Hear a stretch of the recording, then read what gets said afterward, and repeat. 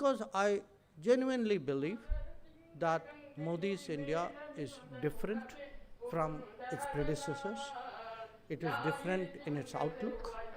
In many ways, you can see if you look today at the politics of India, at the representation of India, at the thinking, the parlance, the metaphors, the policies.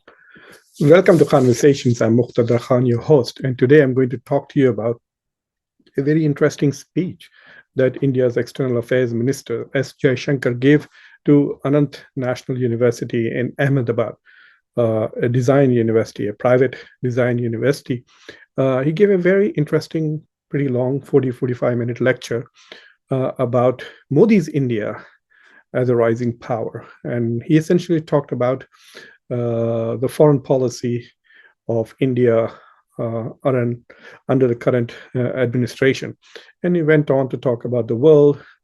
Some of the stuff that he talked about, we have heard before, his understanding of the world, the churning that he sees in the world, the turbulence, the impact of the COVID, etc. But then he also talks about the Modi vision of India and its role in foreign policy. And that is what I want to focus on in this discussion. I will post a link to that lecture in the description of this video below for those of you who are interested in listening to the entire lecture of Dr. Jaishankar. You're welcome to click that link and listen to it. And if you are a student of foreign policy or international affairs, you should listen to it. It's a very good lecture. But before I start identifying some of the elements from the lecture that I would like to comment on, please subscribe to Khanversations if you have not already done so. Like this video and click the bell icon so that you get notifications when I post new videos. So this is what External Affairs Minister S. Jaishankar had to say.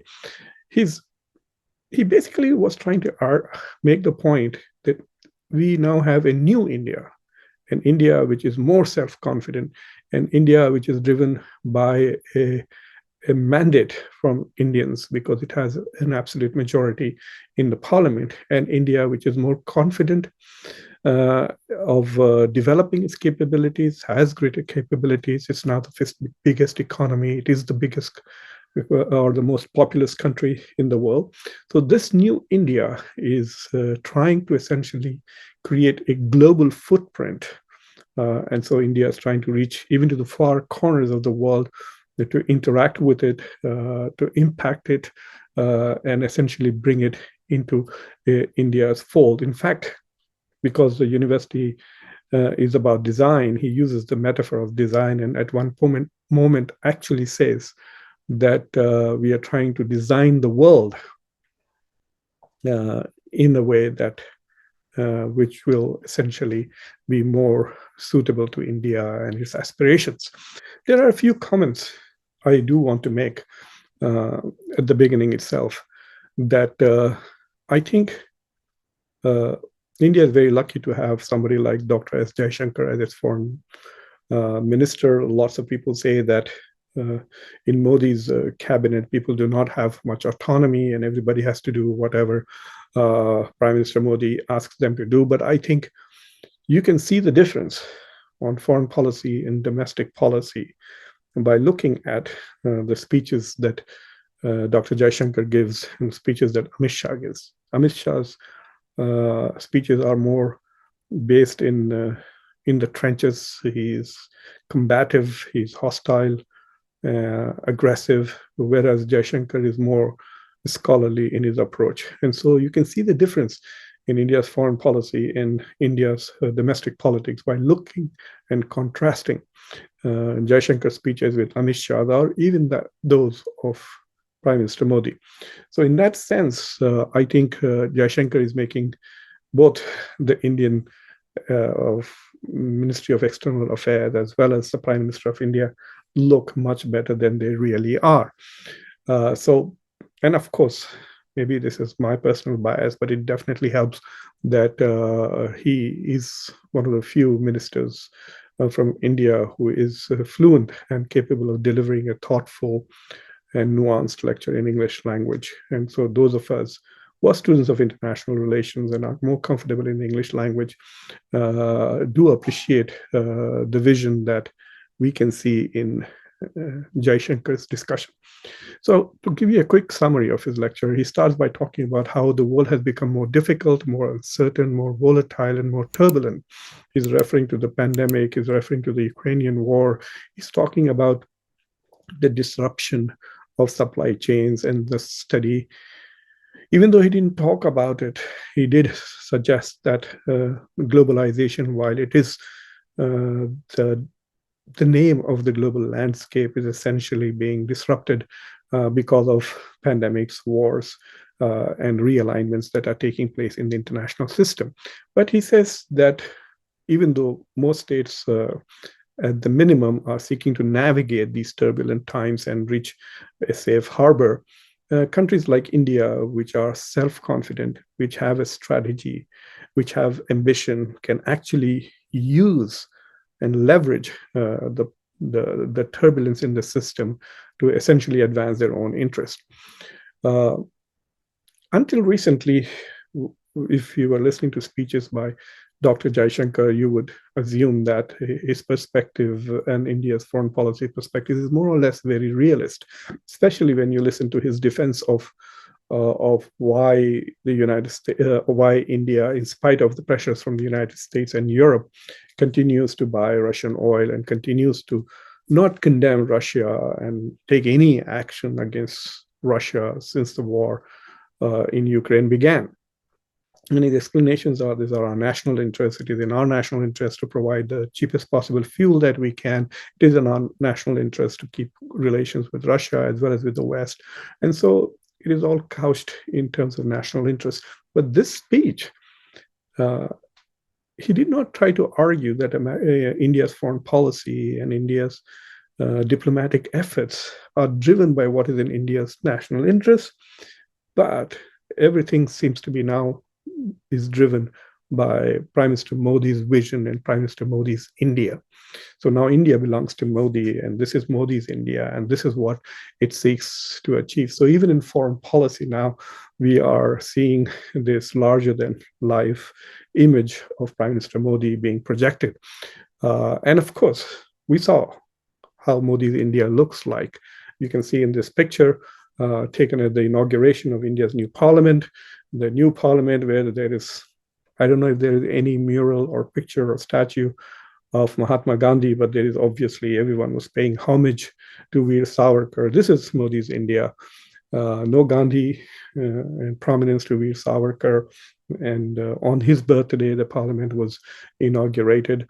And so this is the vision of this India that he's talking about. He does make some interesting points. He talks about how India's goal is to have good relations with world powers, and that's where he talks about Indo-Pacific. Even though he does not specifically talk about US and India, he talks about US indirectly in the context of India's role in the Indo-Pacific and the Quad. But he does talk about China and acknowledges that China's and India's relations are a bit challenging given all the activities that have been taking place on the border since the last 2 or 3 years. But it is interesting that he talks about something which is very different from the past. So if you are a realist, then for the realist, the whole purpose of foreign and national security policies are to maximize power, to recognize that the world is essentially ungovernable. And so because there is anarchy in the system, the best way to deal with it is to self-help and increase your power in order to be able to defend and advance your national interests. And national interests are often defined in terms of power, material power, wealth, population, and weapons and army. But you see now a constructivist perspective to this speech that Jaishankar has given, because towards the end, he talks about the rise and fall of powers and says that after World War II, America, emerged. He talks about the emergence of the Soviet Union, but does not mention that the Soviet Union doesn't even exist today. But nevertheless, he says America is still at top, but what we are witnessing now is the rise of India. So, as I said, we are today, in a very unique position. The rise of India, though, has a very special significance for the world, because in the last 200 years, countries have gone up and down. The colonial powers rose. In the Second World War, after the Second World War, America rose, is still up there. Soviet Union rose. But what is special about us is the only comparable rise is that of China. That a great civilization is in a way rising once again as a very major factor in international relations. So it is not just another country rising. And he says something very interesting. He says the rise of India is comparable only to that of the rise of China. He is making a distinction. I wish he had focused a bit more and explored this idea a bit more. But what he's clearly saying is that even though the US is at top, the rise of the United States is not the same as the rise of India or China. And the reason for that is the United States is a country, whereas India is an ancient civilization. So he goes on to say that because we are an ancient civilization, our expectations with ourselves and the world's expectations with India are definitely very different from expectations with other rising powers. But he does not spell out what are these expectations differently. He basically says that one of the roles of our foreign policy is not just to advance our interests and build relations with other countries, but is also to essentially project our personality and our character abroad. So he wants to say that India's identity has also to be shown. And you can see that when you go to the website of G20, you see pictures of Varanasi and Benares and Hindu temples, etc. So you're trying to say that India has a particular character and that identity, and that should also be projected. Now, this is a departure from what one would say is realist foreign policy. Realists define national interests in terms of power and material interests, but there are other ways of thinking about international relations.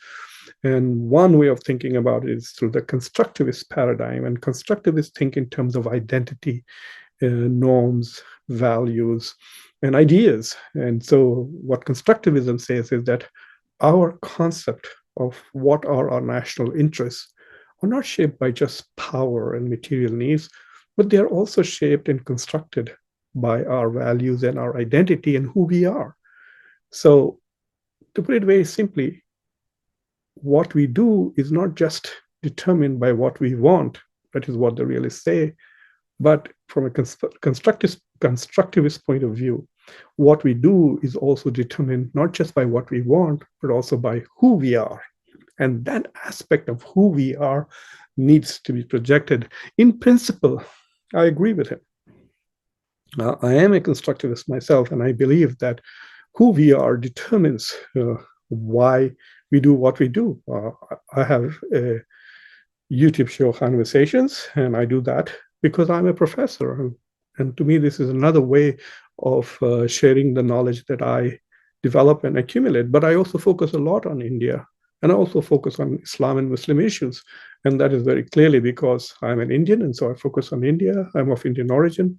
I'm an American, so I focus also on American politics. And because I'm a Muslim, I talk about Muslim issues.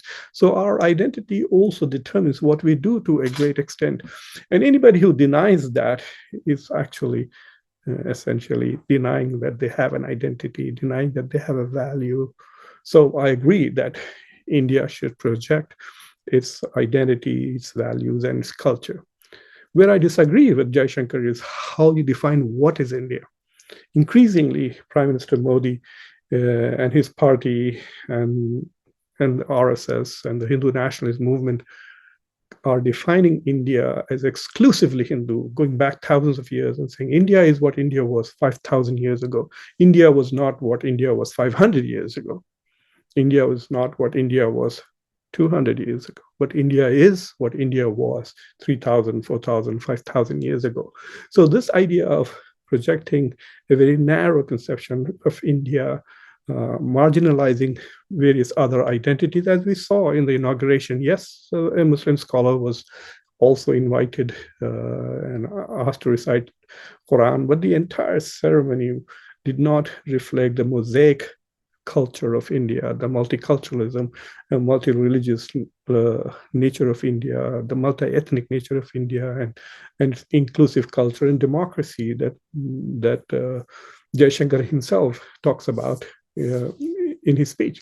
So I agree with him that yes, India should not only project its culture and its values abroad. That's where its soft power really comes from. But it has to be inclusive, more democratic, and more pluralistic in defining what India is and projecting that idea. I would like Indian foreign policy not to project what Modi's India is, but to project what India is.